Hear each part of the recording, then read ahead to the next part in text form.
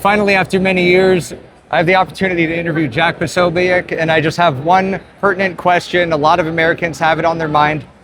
When you look at the statistics and the polls, the older generations were staunch supporters of Israel, 70 to 80% support. Yes. And as the generations get younger, the support is in a sharp decline, where the youngest generations right now are pulling at record low numbers, 17 to 25%. Yes, we've seen that. Why do you believe that is?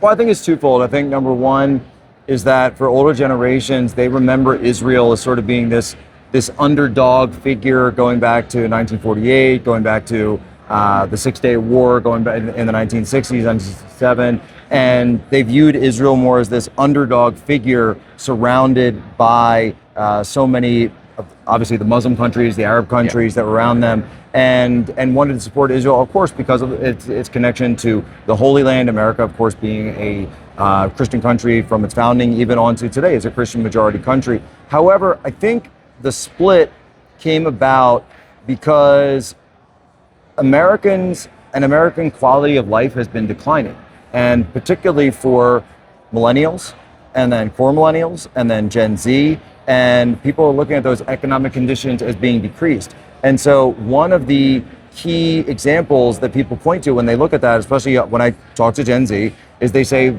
too much is spent on foreign aid, too much is spent on foreign wars. And when they look at Israel, they see foreign aid and foreign wars, particularly the war in Gaza, and they'll go on TikTok and see these videos from the war in Gaza.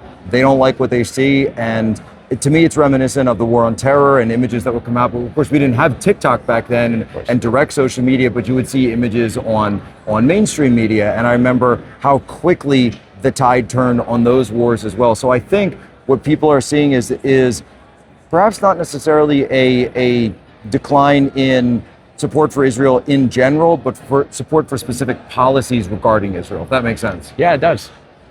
Is there any time for more questions, or real quick?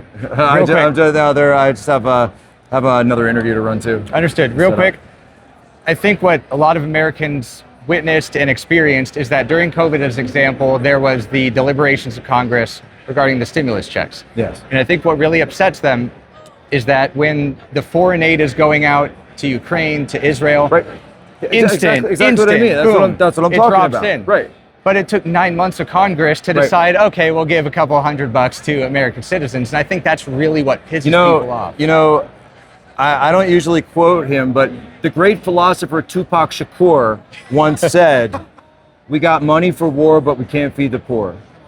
Brilliant. Thank you, Jack. Like that. Appreciate it. Thank you. Take care. Thanks a lot, man.